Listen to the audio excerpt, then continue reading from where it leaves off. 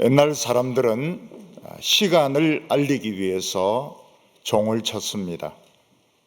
그리고 무엇인가 굉장히 기쁜 일이 있을 때 종을 쳤습니다. 어떤 분이 유방암에 걸렸습니다. 수술을 받았고 6년 동안 약을 먹었습니다. 6년 뒤에 검사를 해보니까 암이 재발이 되었고 림프까지 암이 퍼졌습니다. 이분은 병원에서 재수술을 받고 암을 제거하고 림프까지 제거했습니다. 그리고 항암 치료를 받고 방사선 치료를 받는데 너무나도 고통스러웠습니다.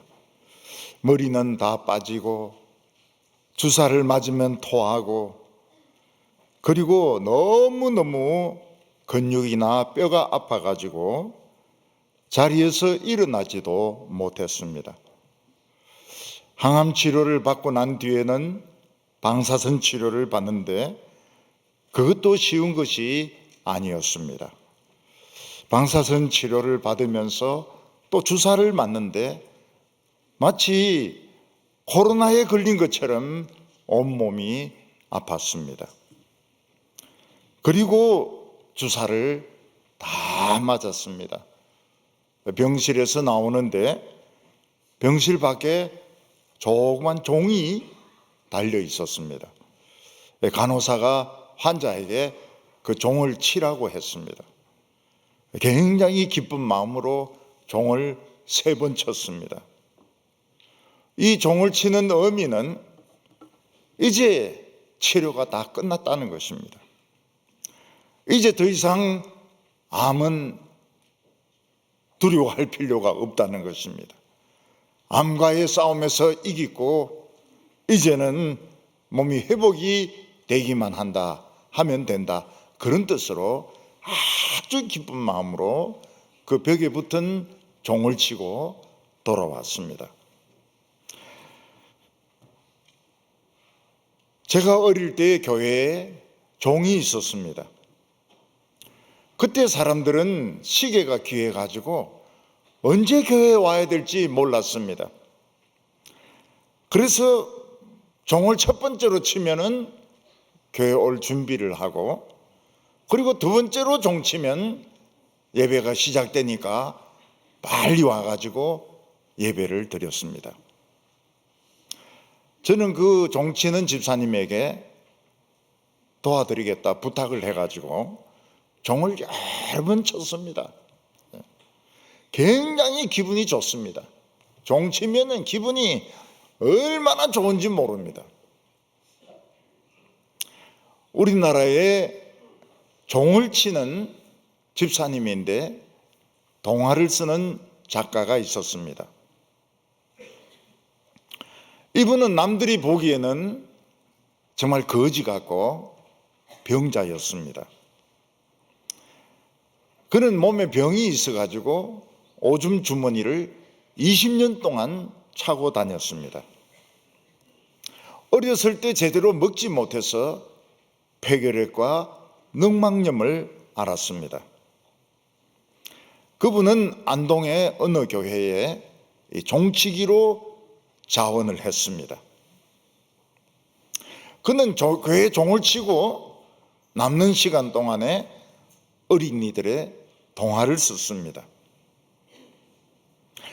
이 사람은 어렸을 때 어머니로부터 많은 이야기를 들었습니다. 어머니가 스토리텔러였습니다. 그래서 어렸을 때부터 이 동화에 대한 감수성이 깊었던 것 같습니다. 이 사람이 처음으로 써낸 동화책이 강아지 똥인데 100만 부가 팔렸습니다. 어렸을 때 누나하고 같이 길을 가다가 강아지 똥을 보고 애가 쪼그려 앉는 겁니다. 그러면서 뭐라고 이야기하는가 하면, 누나, 강아지 똥에서 민들레가 폈어, 이러는 겁니다. 그리고 세월이 많이 지난 후에 동화를 쓰기 시작했는데, 이분의 히트작은 장편소설 몽실언니였습니다. 그는 교회 종을 치면서 정말 거지같이 그렇게 살았는데, 그분은 돈을 10억 원을 모았습니다. 이분은 죽으면서 유언을 남겼는데, 이 10억 원 전체를 어린이들을 위해서 써달라, 이 유언을 남기고 이 사람은 죽었습니다. 그 사람이 치는 종소리는 어린이들에게 희망의 종소리였습니다. 가난한 어린이들, 병든 어린이들에게 희망을 주는 종소리였습니다. 부자들은 마약을 합니다. 부자들은 세계 여행을 다닙니다. 부자들은 아주 비싼 스포츠카를 구입을 하려고 합니다. 그런데 이 사람은 자기를 위해서는 돈을 한 푼도 쓰지 않고 인쇄를 전부 다 모았습니다. 10억을 모아가지고 어린이들에게 바쳤습니다. 이게 이분의 종소리였던 겁니다. 1812년에 나폴레옹은 러시아를 침공했습니다. 나폴레옹은 유럽을 다 지배하고 영국만 남았습니다. 그러나 그 당시 영국의 해군은 막강했습니다. 나폴레옹은 영국을 고립을 시키기 위해서 대륙 봉쇄령을 내렸습니다.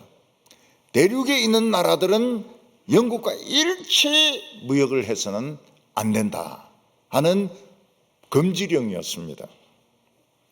그런데 러시아는 프랑스하고 무역을 했습니다. 나폴레옹은 이 길들여야 된다 이래서 러시아를 침공을 했습니다. 모스크바 좀 밑에 있는 들판에서 양쪽이 붙었는데 비슷비슷했습니다. 그런데 프랑스가 조금 우세했습니다. 러시아 장군 쿠투조프는 이런 식으로 군인들을 희생해서는 안 된다, 이런 소모전으로 우리 청년들을 죽여서는 안 된다, 이분은 크리스찬입니다. 그래서 무조건 모스크바를 포기하고 후퇴를 해버렸습니다. 나폴레옹과 프랑스 군대는 신이 나가지고 그냥 모스크바에 들어가서 그 안에 있는 금과 보석을 전부 다 챙겨가지고 프랑스로 가져가려고 마차에 잔뜩 실었습니다. 그리고 모스크바에 있는 포도주를 다 꺼내가지고 다 마셨습니다. 그들은 모스크바에 불을 질렀습니다.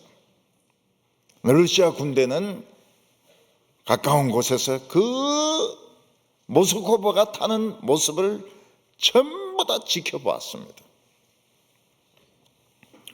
술을 마시고 약탈을 하고 불을 지르면서 프랑스 군대는 군기가 약해졌습니다. 말을 잘 안 들어요. 그리고 그들은 여름에 쳐들어왔기 때문에 얇은 옷을 입고 있었습니다. 그런데 러시아의 동장군 겨울이 오기 시작했습니다. 프랑스 군대는 이 추위를 견딜 수가 없었습니다. 그래서 결국 프랑스 군대는 자기들이 약탈했던 금과 보석을 가지고 후퇴를 합니다. 그때 쿠투조프 장군은 그대로 예수님 앞에 무릎 꿇고 기도하면서 예수님이 우리 러시아를 구원했습니다. 그리고 전쟁도 안 합니다. 그냥 후퇴하는 프랑스 군대를 그냥 따라가기만 합니다. 프랑스 군대가 후퇴하면서 얼어 죽은 사람들이 30만 명이었습니다. 그리고 끝에 가서 강을 건널 때 러시아의 대포란 대포는 다 꺼내가 쏘옵니다. 그래서 프랑스 군대는 전멸을 해버립니다. 나폴레옹은 자기가 졌다는 것을 패전을 시인하면서 프랑스 국기를 불에 태웁니다. 차이코프스키는 1812년 서곡이라는 곡을 통해서 이때의 승리를 노래했습니다. 여기 이제 끝부분에 프랑스 군대를 막 공격하는 부분 보면 막 대포를 쏘고 종이란 종은 다 울리고 그 코러스가 나와가지고 막 합창을 합니다. 그걸 제가 그 화면으로 봤습니다. 화면으로 보니까 이 1812년 할 때 보니까 군대가 와요. 포병이 와가지고 대포를 쫙 세워놓습니다. 그 지휘자가 딱 사인을 하니까 대포가 막 공포탄이죠. 막 대포를 막 팡팡 쏘는데 이게 1812년에 클라이맥스입니다. 팡팡 그리고 땡땡땡땡땡땡 종을 울리고 그리고 이제 그 여자들이 나와서 막 노래를 부릅니다. 이거는 승리의 종소리고 평화의 종소리인 겁니다.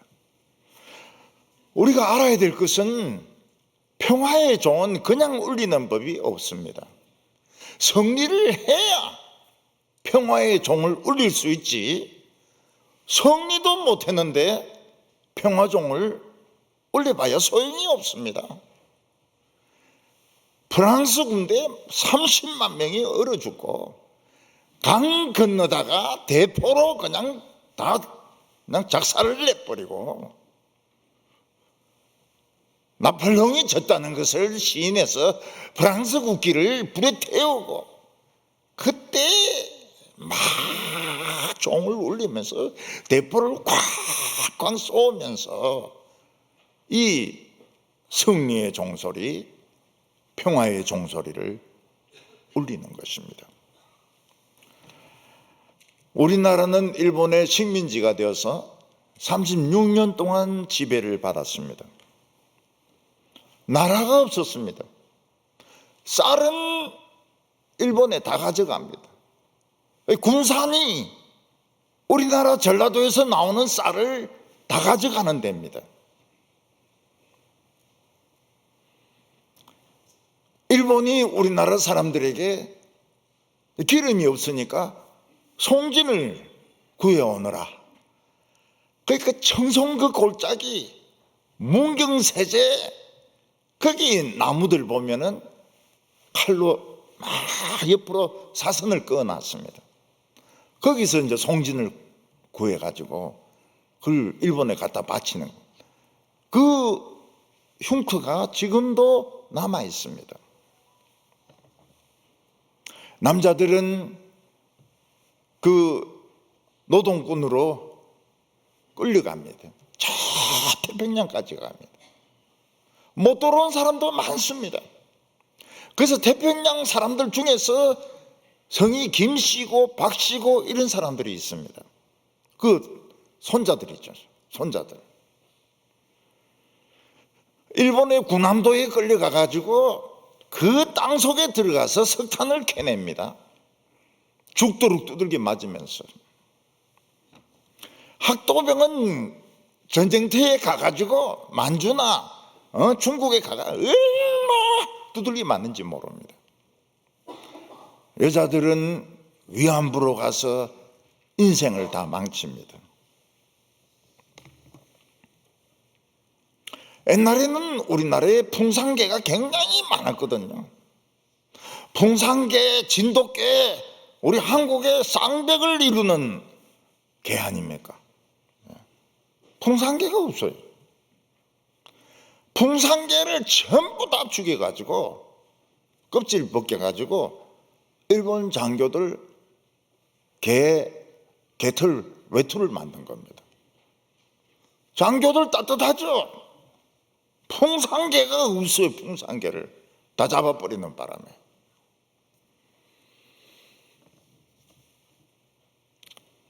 일본 사람들은 중국을 공격하면서 난징에서, 남경이죠, 난징에서 20만 명을 목을 쳐 죽입니다.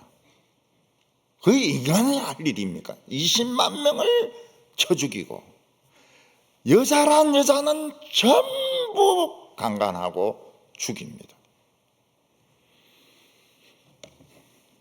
그것도 부족하니까 한국의 기독교 지도자들을 다 죽여야 된다. 그래서 몇백 명을 잡아가지고 서대문 형무소에 집어넣었습니다. 며칠 되면 다 죽이려고. 하나님이 참다 안 되니까 원자폭탄 2개를 딱 떨어뜨립니다. 무조건 항복이에요. 무조건 항복. 그때 우리나라 모든 교회는 종을 칩니다. 종이 있습니까? 종 일본 사람들이 다 가져가고 대포 껍데기 달아놨는데 그 대놓고 막 종을 칩니다. 그리고 사람들은 막 전부 거리로 뛰어나가서 태극기 막 흔들면서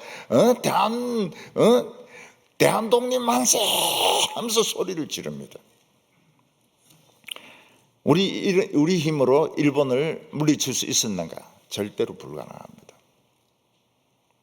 하나님이 미국을 쓰시가지고 원자폭탄 2개 딱 터뜨리니까 일본이 항복하는 겁니다. 승리의 종이 울리고 평화의 종이 울리는 것이지, 승리가 있고 평화가 오는 것이지, 우리 평화하자 아무리 떠들고 나팔 불어도 평화는 오지 않습니다.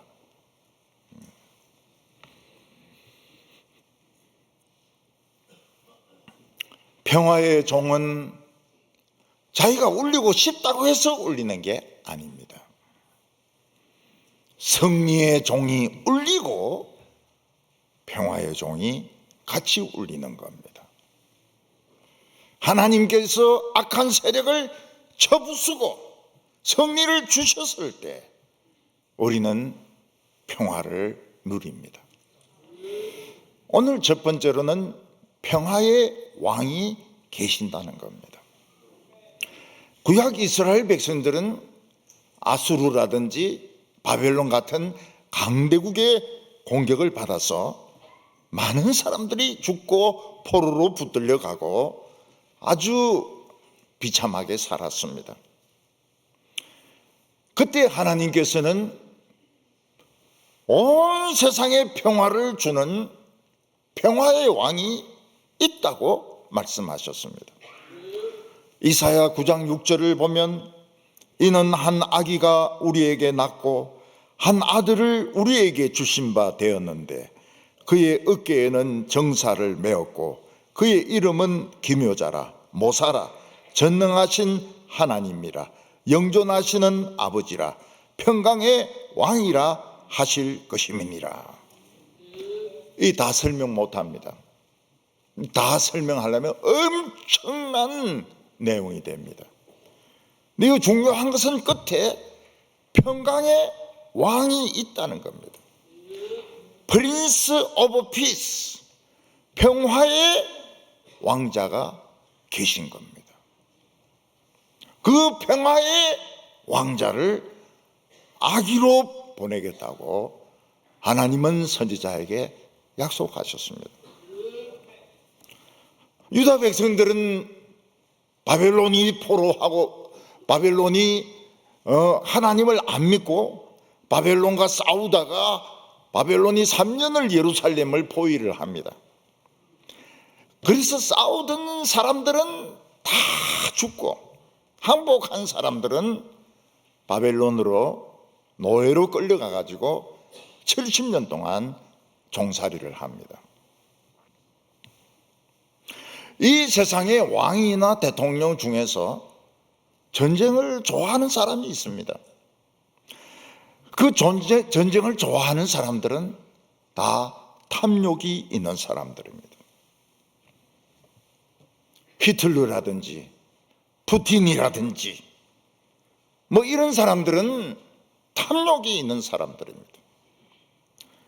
다른 사람을 죽이고 물건을 뺏고 많은 나라를 지배하는 것이 자기들의 목적입니다.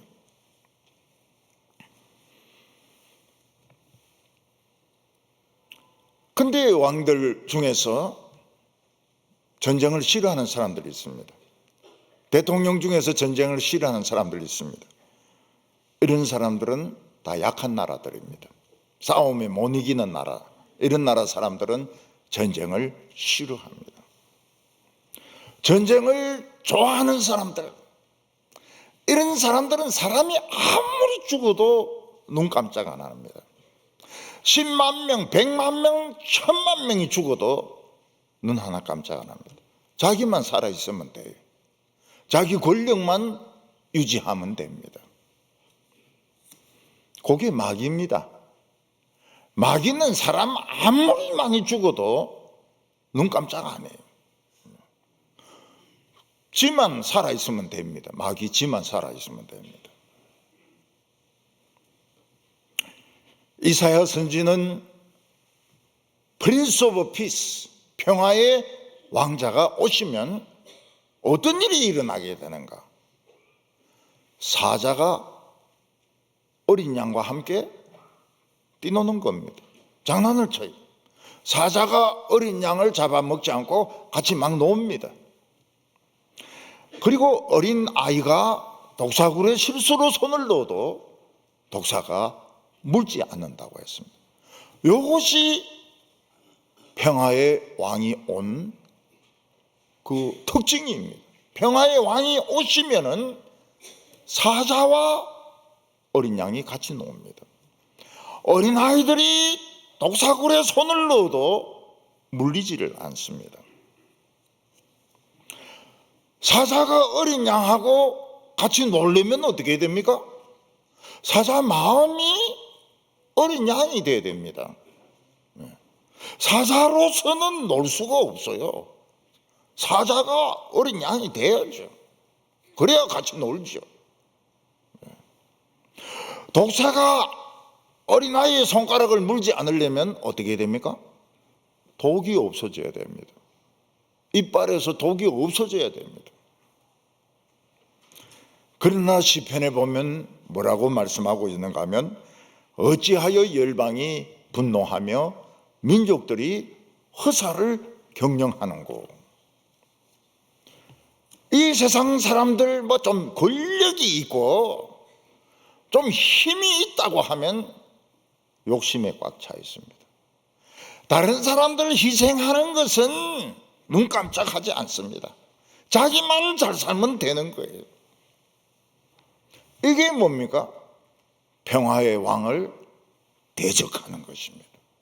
이 세상에서 힘이 좀 있고 능력이 좀 있다는 사람은 전부 평화의 왕을 대항합니다.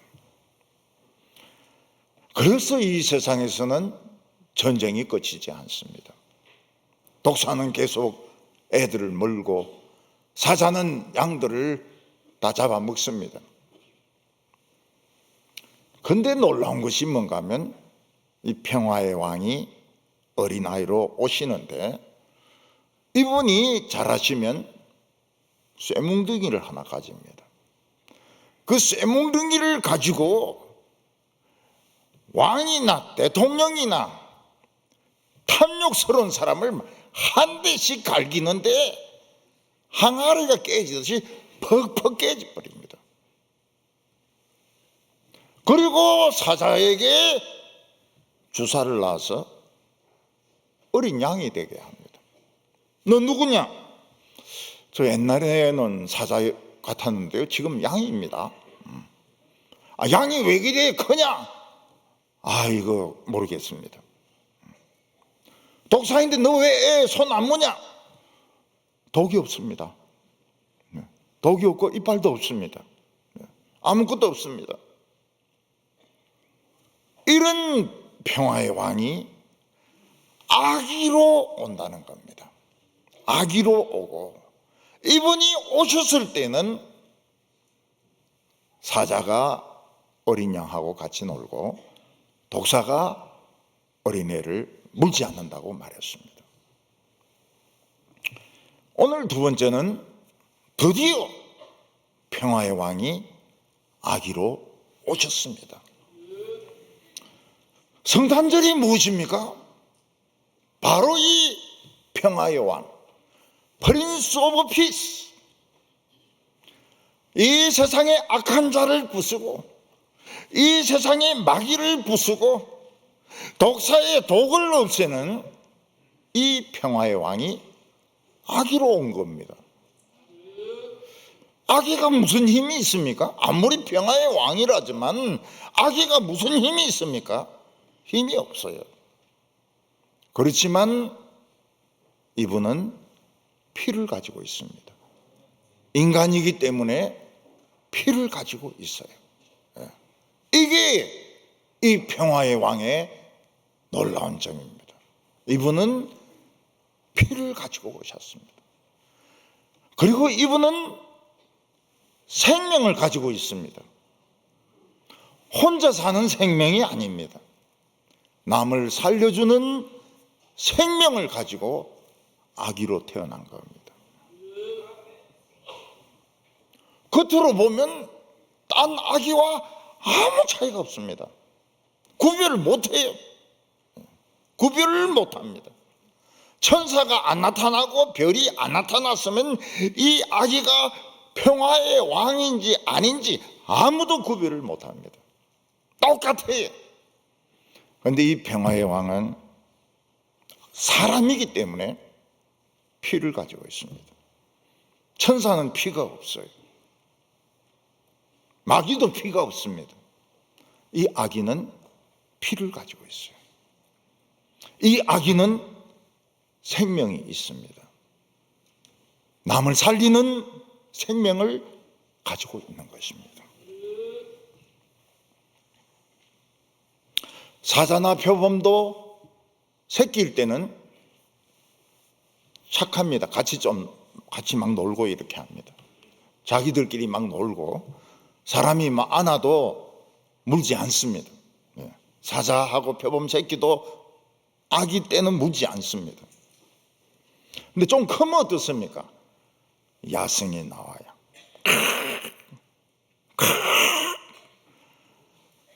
저는 곰새끼가 그렇게 소리가 나쁜지 처음 알았습니다. 엄마가 저기 가고 뒤에 따라가니까 깍! 깍! 이러면서 따라오는데 이 곰새끼 이게 진짜 시끄럽구나. 정말 듣기 싫어요. 아기였을 때는 막 놀고 이러는데 조금만 크면 이게 이제 야성이 생기는 겁니다. 어떤 아저씨가 산에서 밭일을 하는데 멧돼지 새끼가 나왔어요. 진짜 조그만 게. 그래서 이 멧돼지 새끼를 이거 어떻게 합니까? 엄마인데 가라, 엄마인데 가라 이러니까 안 가요. 이놈이 안 가고 그 아저씨를 계속 공격을 하는 겁니다. 그래서 막 헤딩을 하고 코로 박고 신발을 물어뜯고. 왜냐하면 멧돼지니까요. 새끼라도 멧돼지인 거예요. 그러게 아저씨가 일부러 막 밭을 도망가니까 이놈 따라와요. 엄마인데 안 가고. 그래서 막 한참 공격하더니 나중에 이제 지쳤는지 이제 저 엄마인데 가는 거예요. 마귀가 망하지 않는 이상, 사람의 본성이 변하지 않는 이상 평화는 오지 않습니다. 죽도록 싸웁니다. 그래서 어떤 나라 전쟁할 때 보면 대개 기대를 합니다. 한 3개월이면 끝난다 뭐 이런데 그런 거 없어요. 죽도록 싸웁니다. 죽도록 싸워요. 그냥 다 죽을 때까지 싸웁니다. 왜 그런가 하면 본성이, 이게 사나운 마귀의 본성이 있기 때문에 이걸 바꾸지 않는 이상은 평화는 오지 않습니다.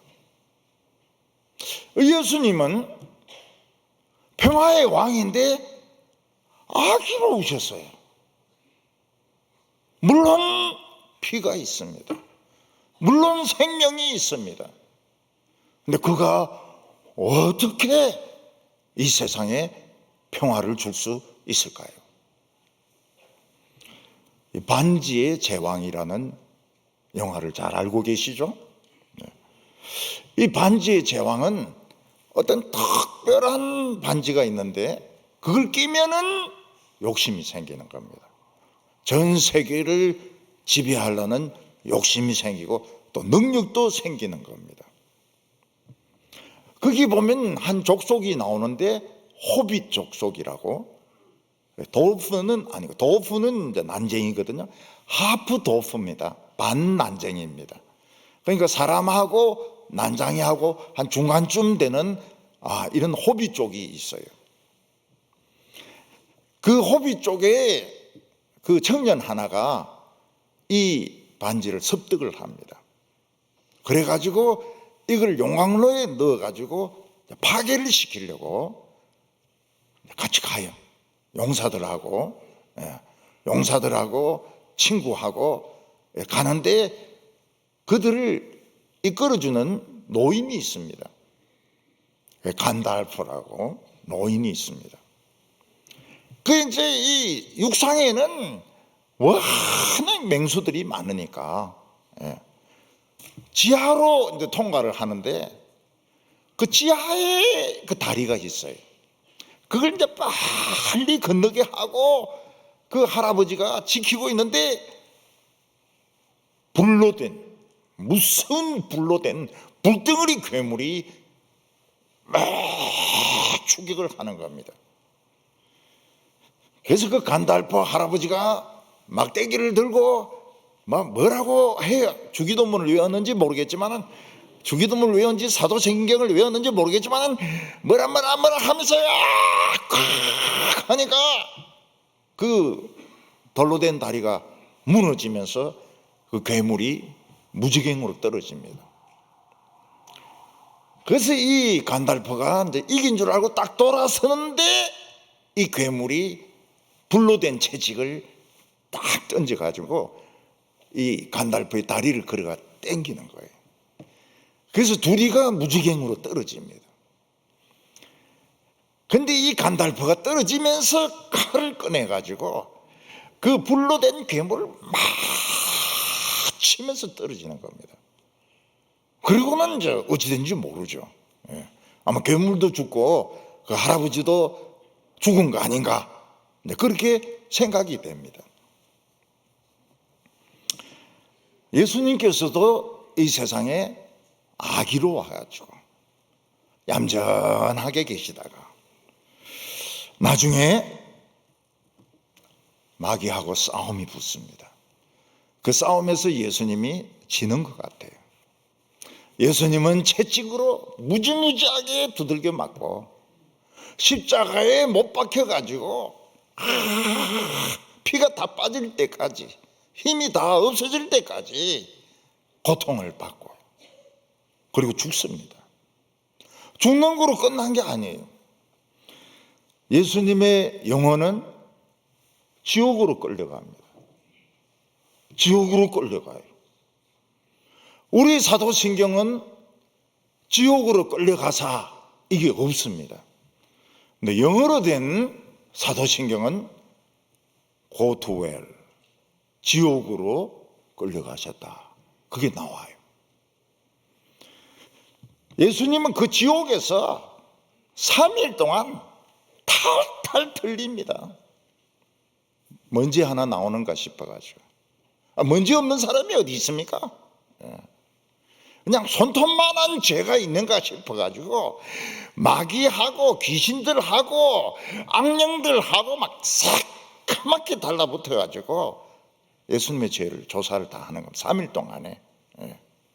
없어요. 먼지가 안 나요. 때가 없어요. 손톱만한 죄가 없어요. 그때 예수님이 일어나서 쇠뭉치를 가지고 사망의 세력을 부숴버립니다. 사망의 세력이 막 금이 가버렸어요.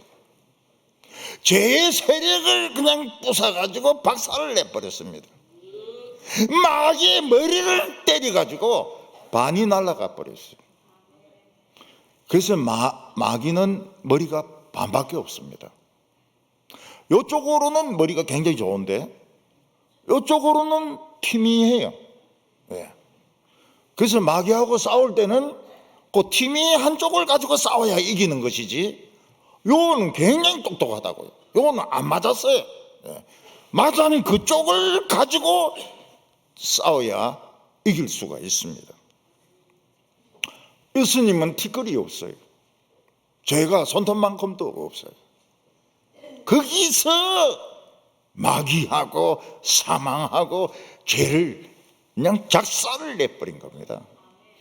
그리고 자기 피를 가지고 하나님께 가서 오프링,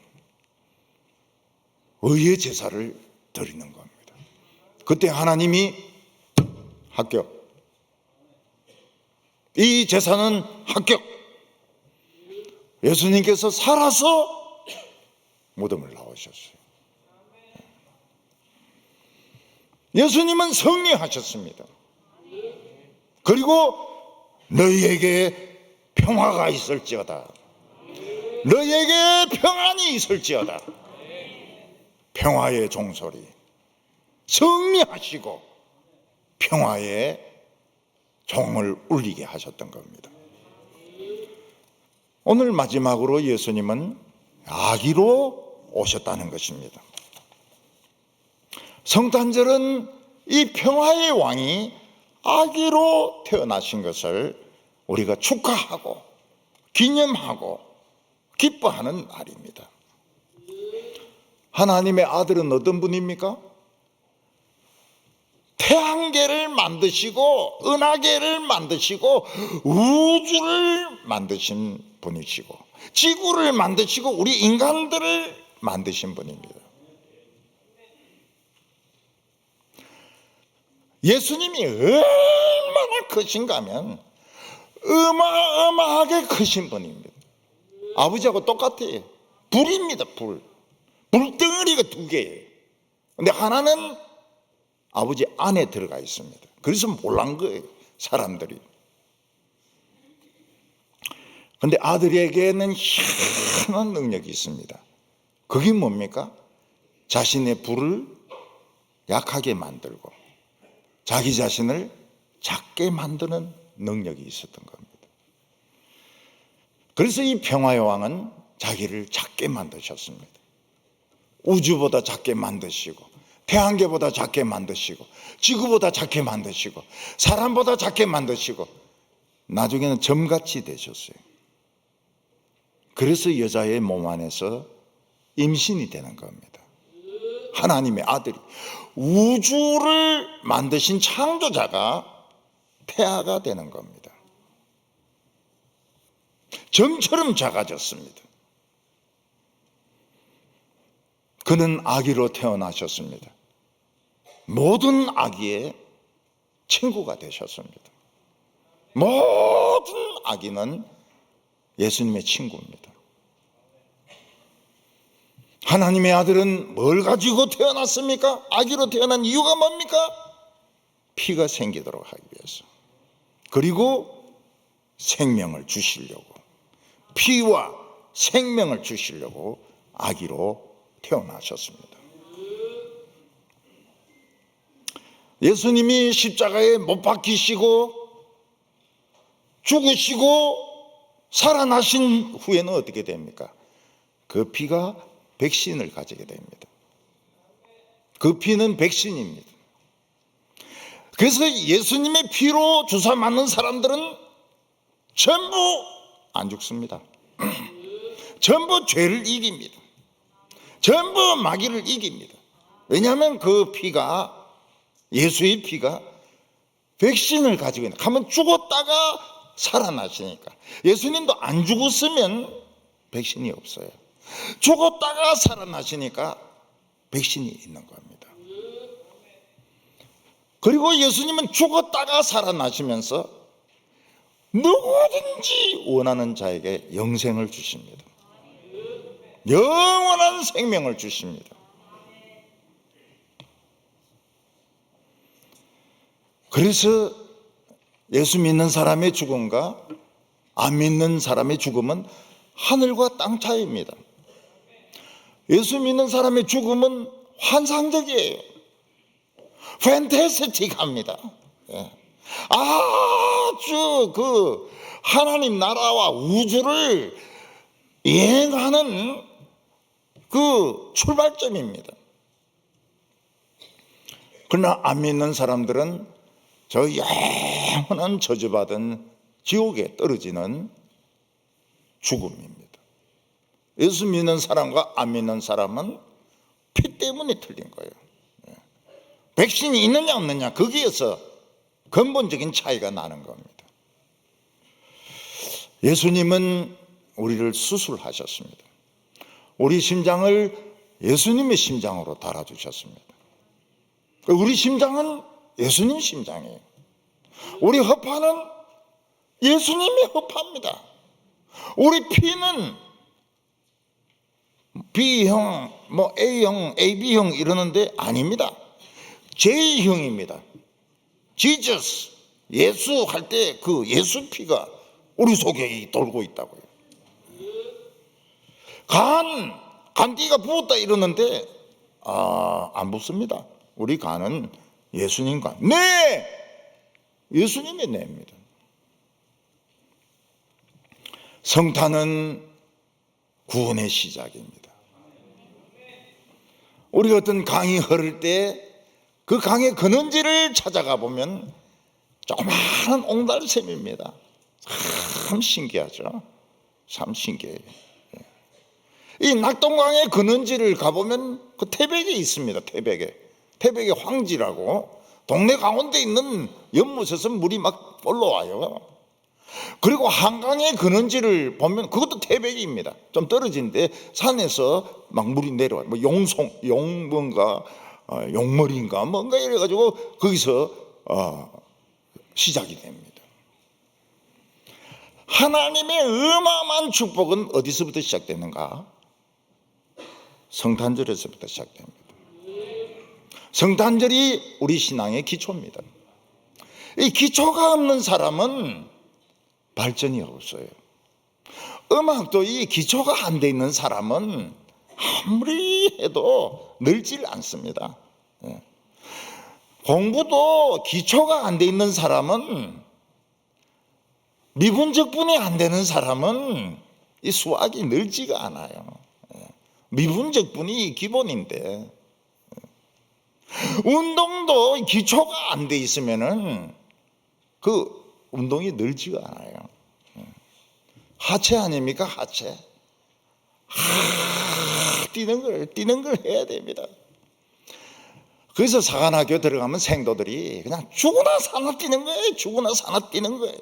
왜냐하면 이 하체가 튼튼해야 그 다음 뭘 운동을 해도 운동을 하거든요.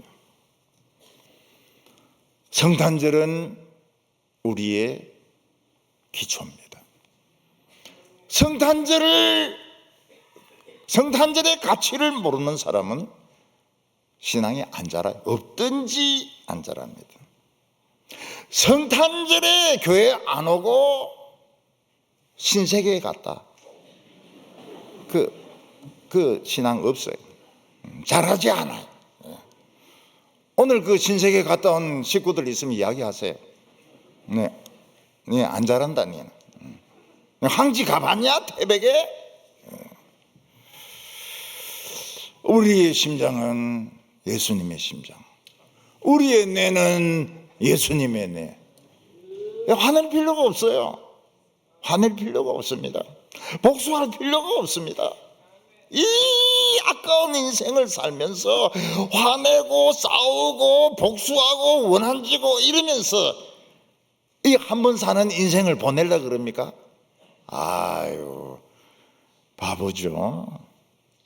예수님인데 맡기면 뭐가 있습니까? 쇠몽둥이로 그냥 한 방만 갈기면은 그냥 항아리같이 다 깨져버립니다. 예수님이 죽음을 이기셨기 때문에 우리도 죽음을 이깁니다. 그래서 예수님은 나를 믿는 자는 안 죽는다 그랬습니다. 죽는데요? 죽는 게 아닙니다. 옷 갈아입는 겁니다. 옷 갈아입어요. 천사 옷으로 옷 갈아입고 예수님 앞에서 천사같이 날아다닙니다. 우리는 이 세상을 어떻게 살아야 될까요? 구조대원처럼 살아야 됩니다. 119 구조대원들 보면은 불난 집에 뛰어들어가서 막 80대 된 노인들 건져내고 자기는 못 피해가지고 그냥 순직하는 그런 사람들이 있습니다. 119 구조대는 24시간 안 자고 지킵니다. 우리 크리스찬들도 24시간 안 자고 지켜야 됩니다. 그래서 믿음을 가지려고 하는 사람이 있으면 그냥 바로 출동을 해야 됩니다. 시험에 들려고 하는 사람이 있으면 바로 출동을 해야 됩니다. 잘 믿던 사람이 소주 마시려고 이러면 바로 출동을 해야 됩니다.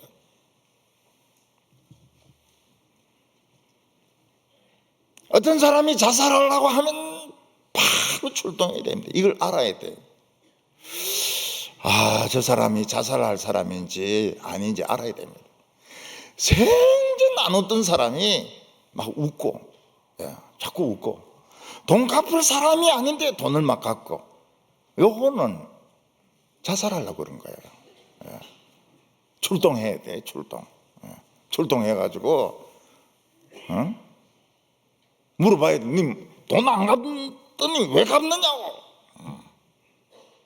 비실비실 웃어요. 왜 웃냐고. 생전 안 웃던 게 죽으려고 그러는 겁니다. 그래서 이 크리스찬들이 눈치가 빨라야 돼요. 기쁨이 충만해서 웃는구나. 천만의 말씀입니다. 죽으려고 그러는 거예요. 구급대는, 해난 구급대는 바다에서 배가 뒤집어지면은 바다에 빠진 사람들 건져내기 위해서 헬기에서 바다로 점프를 합니다. 그래서 줄로 매가지고 끌어올려요. 저희들은 구조를 위해서 부름을 받은 사람들입니다. 점프해야 돼요. 바닷속을 점프해야 됩니다. 수영을 할 수 있어야 돼요. 수영을. 그래서 물에 빠진 사람 이거로 탁 걸어가지고 헬기로 탁탁 이러면 헬기가 올리거든요. 이 세상에서 뭐 스포츠카 타고 그리고 뭐 고급 술 마시고 놀러 다니고 우리 부러워할 필요가 없습니다. 우리의 부르심은 구조대입니다. 성탄절은 해방의 날이고 성탄절은 승리의 날입니다. 종을 쳐야 됩니다. 종이 없어요. 시끄럽다 해가지고 동네에서 반상회 해가 종을 다 없애버렸어요. 종을 쳐야 되는데 종이 없어요. 그래서 어떤 사람은 쓸데없이 예배 시간에 막 스마트폰 울리면서 방해하는 사람이 있거든요. 예수님도 탄생하셨을 때 종을 쳤습니다. 그 종이 뭡니까? 별이었습니다. 별이 종입니다. 오늘 우리들의 종은 별입니다. 별을 쳐야 됩니다. 우리는 더 이상 전쟁의 노예가 아닙니다. 우리는 더 이상 죽음의 환자가 아닙니다. 우리는 구급대원입니다. 성도님들 구급대 옷을 입으시고 앰뷸런스를 타시기 바랍니다.